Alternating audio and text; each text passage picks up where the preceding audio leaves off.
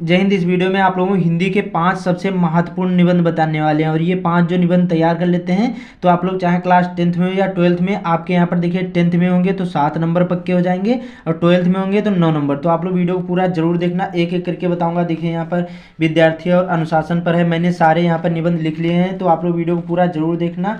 अच्छी तरीके से बताऊंगा जो टॉपर होते हैं किस तरीके से लिखते हैं, ठीक है। देखिए यहाँ पर एक एक मैंने यहाँ पर लिखा है, तो अच्छी तरीके से वीडियो को देखना तभी समझ में आएगा। यहाँ पर देखिए 5 निबंध मैं आप लोगों को बताऊंगा। तो सबसे पहले यहाँ पर बेरोजगारी की समस्या पर बताऊंगा। सबसे पहले देख लेते हैं यहाँ पर कैसे बोर्ड एग्जाम में पूछा जाएगा, जिससे आपको थोड़ा यहाँ पर समझने में आसानी होगी, ठीक है। यहाँ पर देखिए ऐसे क्वेश्चन यहाँ पर दिए होंगे। यहाँ पर देखिए जो क्लास 10th में होंगे तो 29वां क्वेश्चन होगा, 12th में होंगे तो देख लेना आप कहाँ पर हो। 5 पूछे जाते हैं, 5 में से जो भी आपको पता हो एक ही करना है, ठीक है। तो यहाँ पर आपको क्या करना है, जब भी निबंध लिखोगे न्यू पेज से स्टार्ट करना है। ध्यान रखना बहुत ही कम टाइम बचा है, तो आप लोग इस वीडियो को पूरा जरूर देखना। 5 सबसे महत्वपूर्ण निबंध बताने वाले हैं और ये 100% आपके बोर्ड एग्जाम में आएंगे। चाहे जो भी प्रीवियस ईयर क्वेश्चन पेपर देख लो, ये सभी में यही पेपर आते हैं। यहाँ पर ये जो निबंध होते हैं यही निबंध आते हैं। देखिए छात्र अनुशासन हो गया, फिर जनसंख्या की वृद्धि हो गई, उसके बाद में पर्यावरण प्रदूषण, मतलब 1 2 या 3 कई बार पाँचों को 5 फंस जाएंगे, तो इसलिए मैं आप लोगों को 5 बता रहा हूँ, ठीक है। तो यहाँ पर सबसे पहले समझते हैं बेरोजगारी की समस्या पर। तो मैंने पहले ही बताया, देखिए 7 सेट होते हैं, तो कई बार 29वां क्वेश्चन होगा, कई बार यहाँ पर 9वां क्वेश्चन होगा। तो आप लोग ऐसे ऊपर हेडिंग डाल देना, प्रश्नोत्तर संख्या 29वां हो तो 29वां, 9वां, 10वां, जहाँ पर भी हो ऐसे डाल देना। फिर 5 पूछे जाते हैं, जहाँ पर भी हो ऐसे हेडिंग डाल देना। फिर लिखना रूपरेखा। अब देखिए रूपरेखा क्या होती है। रूपरेखा जो यहाँ पर हेडिंग होती है, जैसे प्रस्तावना हो गया, अर्थ हो गए, प्रकार हो गए, कारण हो गए, ये सारी चीज़ें रूपरेखा में लिखी जाती हैं। तो यहाँ पर प्रस्तावना, फिर बेरोजगारी का अर्थ, फिर बेरोजगारी एक प्रमुख यहाँ पर प्रमुख समस्या, उसके बाद में बेरोजगारी के कारण, बेरोजगारी का समाधान और आखिरी में उपसंहार आता है। तो प्रस्तावना से शुरू करते हैं। प्रस्तावना वो चीज़ होती है जो निबंध का यहाँ पर देखिए परिचय देना होता है कम से कम शब्दों में। तो कैसे लिखना, बेरोजगारी की समस्या हमारे देश की प्रमुख समस्या है। जो बेरोजगारी है ये हमारे देश की प्रमुख समस्या। आजकल पढ़े लिखे युवक भी क्या है, बेरोजगार के कारण यहाँ पर परेशान हैं। लोगों ने अपने परंपरागत जाति व्यवसाय छोड़ दिए हैं, तो ऐसे लिख देना। दूसरी हेडिंग डालना यहाँ पर बेरोजगारी का अर्थ, मतलब इसका अर्थ क्या होता है। तो लिखना है यहाँ पर बेरोजगारी ऐसी स्थिति को कहते हैं जबकि कोई योग्य तथा काम करने के लिए इच्छुक व्यक्ति जीविका चलाने हेतु न्यूनतम मजदूरी को कि यहाँ पर दरों पर कार्य मांगता हो, फिर भी क्या है वह काम ना मिल रहा है। क्या बेरोजगारी का अर्थ उसे कहते हैं जैसे यहाँ पर, जैसे हमने या आपने पढ़ा, इंटर किया, बीए बीएससी किया, लेकिन क्या है उस यहाँ पर जैसे पढ़ाई तो इतनी कर ली, लेकिन क्या है उस टाइप की हमें नौकरी नहीं मिल रही, रोजगार नहीं मिल रहा, तो उसे क्या बोलते हैं, बेरोजगारी बोलते हैं, ठीक है। तो क्या बोलेंगे, जैसे हमने यहाँ पर बीए बीएससी बीकॉम या यहाँ पर एमबीबीएस कर ली, लेकिन क्या है हमें डॉक्टर की नौकरी नहीं मिल रही। तो एमबीबीएस तो कर लिया, लेकिन क्या है हमें डॉक्टर की नौकरी नहीं मिल रही है, तो क्या है वो उसी को हम बेरोजगारी कहते हैं। क्या कहते हैं, बेरोजगारी का अर्थ कहते हैं, ठीक है। तो इतना समझ में आया।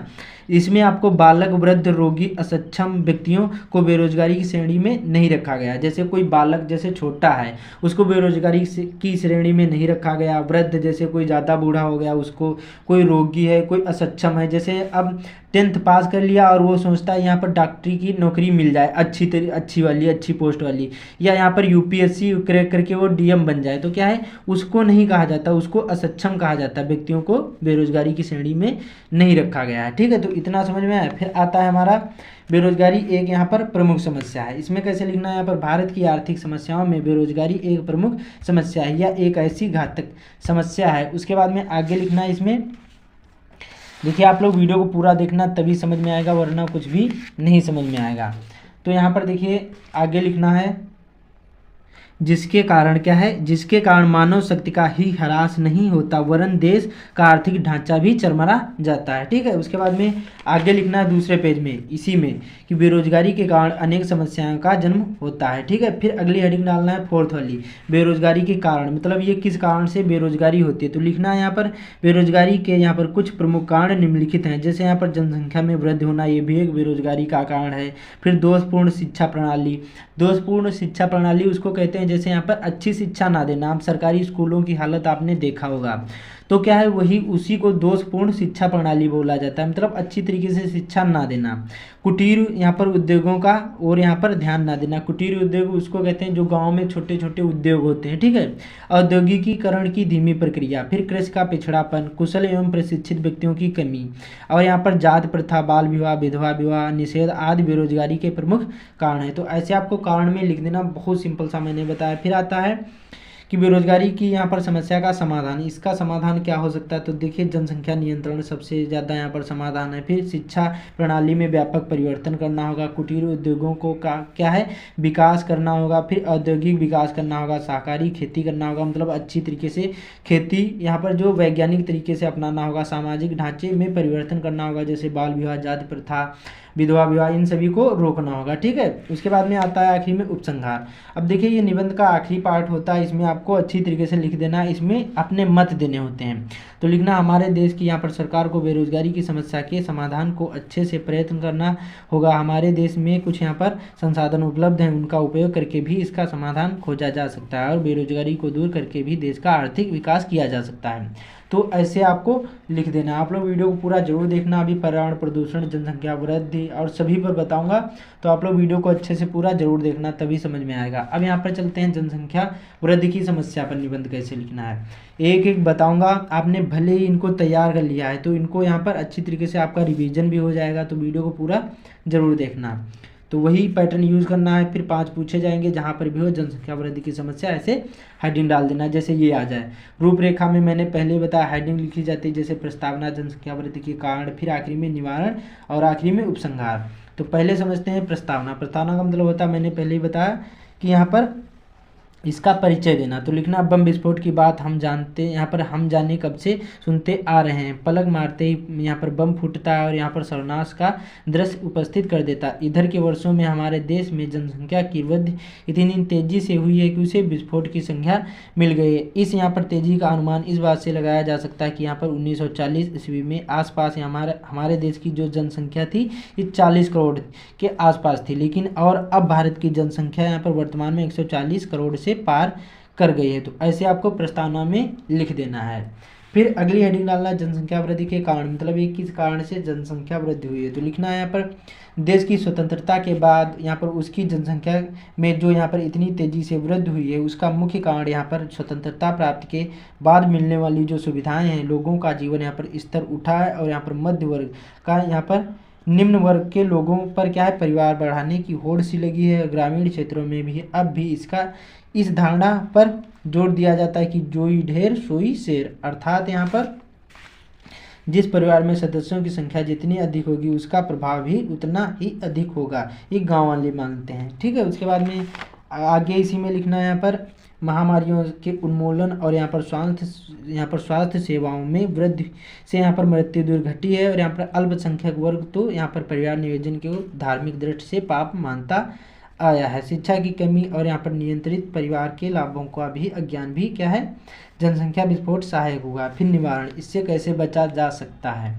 तो लिखना है जनसंख्या की यहाँ पर तेज वृद्धि को कैसे रोका जाए, इस बारे में यहाँ पर सरकार की ओर से बराबर प्रयास होते रहे हैं, किंतु उनमें यहाँ पर आंशिक सफलता ही मिली है। विद्यालय के पाठ्यक्रमों में भी परिवार नियोजन को सम्मिलित किया गया, परंतु यहाँ पर उसका भी कोई खास प्रभाव नहीं हुआ है। सरकारी सेवा में लगे लोगों का परिवार नियोजन के लिए क्या है जोर डालने के लिए भी कई योजनाएं चलाई गई। अधिक बच्चे पैदा करने वाले लोगों को सुविधाओं से वंचित करने के लिए भी क्या नियम बनाए गए। फिर आखिर में आता उपसंहार।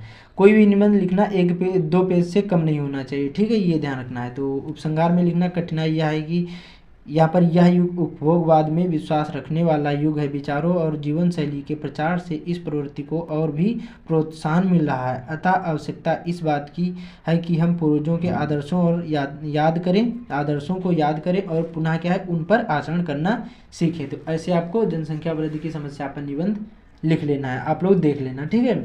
अब चलते हैं यहाँ पर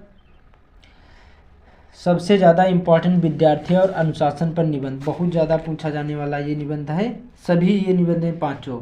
अब देखिए मैंने पहले ही बताया ऐसे हेडिंग डाल देना, फिर जहाँ पर भी पहला दूसरा तीसरा विद्यार्थी और अनुशासन ऐसे हेडिंग डाल देना, जैसे ये आ जाए। रूपरेखा में प्रस्तावना, अनुशासन का अर्थ, अनुशासन का महत्व और आखिरी में उपसंहार। पहली हेडिंग डालना प्रस्तावना।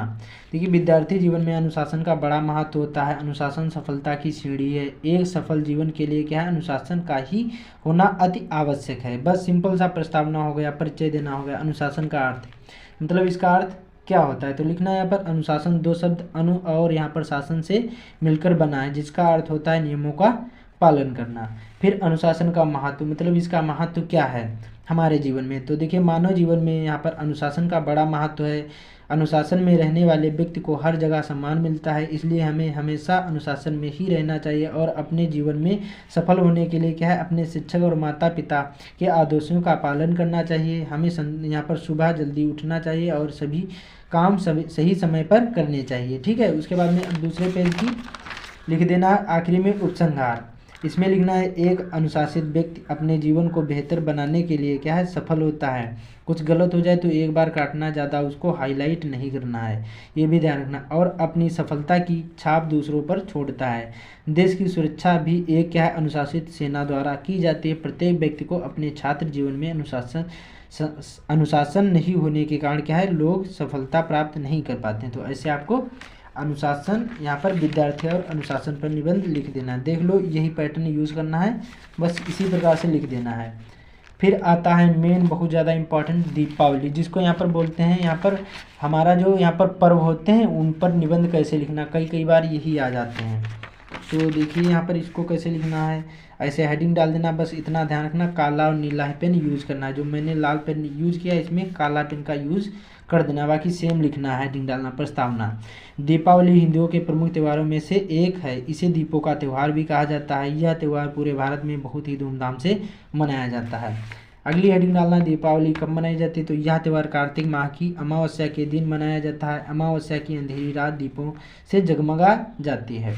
अगला है दीपावली क्यों मनाई जाती है, तो देखिए दीपावली क्यों मनाई जाती है इसके संबंध में कई कहानियां हैं, जिसमें प्रमुख है यहाँ पर जब भगवान राम 14 वर्ष के वनवास के बाद अयोध्या लौटे थे, इसी क्या है खुशी में अयोध्या वासियों ने दिए जलाकर उनका स्वागत किया। दूसरा है जब भगवान श्री कृष्ण ने क्या है नरकासुर राक्षस का वध इसी भी दिन किया था। तो ऐसे आपको लिख देना दीपावली क्यों मनाई जाती है। फिर अगली हेडिंग डालना है यहाँ पर, देखिए दीपावली कैसे मनाई जाती है, तो देखिए दीपावली त्यौहार आने के यहाँ पर कुछ दिन पहले से ही क्या घरों की अच्छी तरह से सफाई यहाँ पर साफ़ सफाई की जाती है। दीप और पटाखा खरीदे जाते हैं और यहाँ पर दीपावली के दिन अनेकों दीप जलाकर पूरे घर में क्या है चारों तरफ रखा जाता है। लक्ष्मी जी को क्या है मिठाई चढ़ाकर पूजा किया जाता है, पटाखा छोड़े जाते हैं और एक दूसरे को बधाइयाँ दी जाती हैं। उपसंहार में लिखना है यहाँ पर दीपावली का त्यौहार सभी के जीवन में क्या है खुशी प्रदान करता है। यह त्यौहार अंधेरे पर रोशनी का प्रतीक माना गया है। तो ऐसे आपको इस पर लिख देना। अब सबसे ज़्यादा महत्वपूर्ण बहुत ज़्यादा वेरी मोस्ट इम्पॉर्टेंट निबंध है जो है पर्यावरण प्रदूषण पर। वेरी मोस्ट इम्पॉर्टेंट है, आपके बोर्ड एग्जाम में बहुत ज़्यादा चांस है इसको आने के। तो ऐसे हेडिंग डाल देना ऊपर, फिर पहला दूसरा जहाँ पर भी हो पर्यावरण प्रदूषण, या देखिए कई बार यहाँ पर पर्यावरण प्रदूषण लिखा हो खाली प्रदूषण लिखा हो तो समझ जाना पर्यावरण प्रदूषण पर ही निबंध पूछा गया है। तो रूपरेखा जैसे प्रस्तावना हो गई, पर्यावरण प्रदूषण का अर्थ हो गया, प्रदूषण के प्रकार हो गए, प्रदूषण के कारण हो गए, सुधार के उपाय हो गए, आखिर में उपसंहार। तो पहली हेडिंग डालना हमें है प्रस्तावना। प्रस्तावना का मतलब होता है हमने पहले ही बताया परिचय देना। तो लिखना हम पर्यावरण वह परिवेश है जिसमें हम रहते हैं, लेकिन क्या प्रदूषकों द्वारा हमारे पर्यावरण का दूषित होना पर्यावरण प्रदूषण है। फिर पर्यावरण यहाँ पर प्रदूषण के कारण पृथ्वी अपना संतुलन बहाल नहीं कर सकती। उसके बाद में मानव शक्ति ने पृथ्वी पर जीवन का निर्माण और विनाश किया है। पर्यावरण के क्षरण में मानव की महत्वपूर्ण भूमिका है। तो ऐसे आपको इसमें लिख देना है। फिर अगली हेडिंग डालना है प्रदूषण का अर्थ, मतलब इसका अर्थ क्या होता है। तो देखिए प्रदूषण का अर्थ है प्रकृति यहाँ पर प्राकृतिक संतुलन में दोष पैदा होना, ना शुद्ध वायु मिलना, जो हवा कहते हैं ऑक्सीजन होते हैं। आपने देखा होगा दिल्ली में कितनी यहाँ पर वायु प्रदूषण है। फिर यहाँ पर ना शुद्ध जल मिलना, ना शुद्ध खाद्य मिलना, ना शांत वातावरण मिलना। तो ऐसे अर्थ में लिख देना। फिर आता है प्रदूषण के प्रकार, मतलब ये कितने प्रकार के होते हैं। तो इसको लिखना चाहो तो बहुत ज़्यादा बढ़ा चढ़ा करके लिख पाओगे, लेकिन हमें उतना ही लिखना है जितना पूछा जाता है। जितने नंबर का हो, ज़्यादा लिखोगे आपका टाइम बर्बाद होगा, नंबर उतने ही मिलेंगे। तो लिखना है प्रदूषण मुख्यतः 4 प्रकार के होते हैं, वायु प्रदूषण, भूमि प्रदूषण, जल प्रदूषण और ध्वनि प्रदूषण। अब इसको बढ़ा चढ़ा करके कैसे लिखना है, जैसे आप लिखना चाहो तो वायु प्रदूषण उसे कहते हैं जैसे यहाँ पर जो चिमनियों यहाँ पर गाड़ियों से निकलने वाला जो धुआं होता है उससे क्या है वायु प्रदूषण होता है। कल कारखानों से जो चिमनियाँ होती है उससे निकलने वाला धुआं। फिर भूमि प्रदूषण, जैसे अधिक पेड़ों की कटाई करना, उससे भी भूमि प्रदूषण होता है। जल प्रदूषण, जैसे यहाँ पर कल कारखानों या जो यहाँ पर जितनी भी गंदगी होती है वो नदियों में जाना, उससे क्या है जल प्रदूषण होता है। ध्वनि प्रदूषण जैसे यहाँ पर लाउड स्पीकरों का प्रयोग करना या यहाँ पर हार्नों का प्रयोग करना, तो उससे ध्वनि प्रदूषण होता है। फिर आता है हमारा प्रदूषण के कारण, मतलब इसके क्या कारण है। तो देखिए यहाँ पर प्रदूषण को बढ़ाने में कल कारखानों, वैज्ञानिक साधनों का अधिक उपयोग, फिर फ्रिज, कूलर, वातानुकूल ऊर्जा संयंत्र आदि दोषी हैं। प्राकृतिक संतुलन का बिगड़ना भी क्या है मुख्य कारण है। वृक्षों को अंधाधुंध काटने से भी का मौसम चक्र बिगड़ता है। घनी आबादी वाले क्षेत्रों में हरियाली ना होने से भी प्रदूषण बढ़ता है। जैसे मुंबई शहरों, बड़े बड़े शहरों में, तो ये प्रदूषण के कारण हो गए। अब इसके सुधार के उपाय, इससे कैसे बचा जा सकता है। तो लिखना है विभिन्न प्रकार के प्रदूषण से बचने के लिए क्या है चाहिए, अधिक से अधिक पेड़ लगाए जाएं। डीजल पेट्रोल से चलने वाले वाहनों को कम से कम उपयोग में लाया जाए। कल कारखानों को आबादी से दूर रखा जाए। जैसे मुंबई, बड़े बड़े जितने भी शहर हैं, वो जो कारखाने होते हैं, बड़ी बड़ी फैक्ट्रियाँ होती हैं, शहरों से दूर रखा जाए। उसके बाद में और उनमें निकलने वाले प्रदूषित मल को नष्ट करने के लिए सही यहाँ पर उपाय सोचना होगा या चाहिए। ठीक है, आखिरी में आता है उपसंहार। ये देखिए निबंध का आखिरी पार्ट होता है, इसमें अपने कुछ मत देने होते हैं। जैसे यहाँ पर न्यायालय द्वारा प्रदूषण फैलाने वाले उद्योगों को क्या है महानगरों से बाहर ले जाने का आदेश दिया गया है। आम नागरिकों को भी इन कार्यक्रमों में सहयोग देना चाहिए। प्रदूषण को रोकने के लिए अधिक से अधिक वृक्षारोपण करना चाहिए। तो ऐसे लिखना, मैंने 5 निबंध बता दिए हैं। तो आप लोग इस वीडियो को जितना हो सके अपने दोस्तों के साथ शेयर भी कर देना। ये पांचों बहुत ज़्यादा इंपॉर्टेंट निबंध थे। मैंने इससे पहले महाकुंभ मेला पर निबंध बताया है, कमेंट कर दोगे फिर से बता दूंगा। बाकी देख लेना, लिंक डिस्क्रिप्शन में मिल जाएगा। एक एक सभी निबंध बताए हैं। तो मिलते हैं अगली वीडियो में।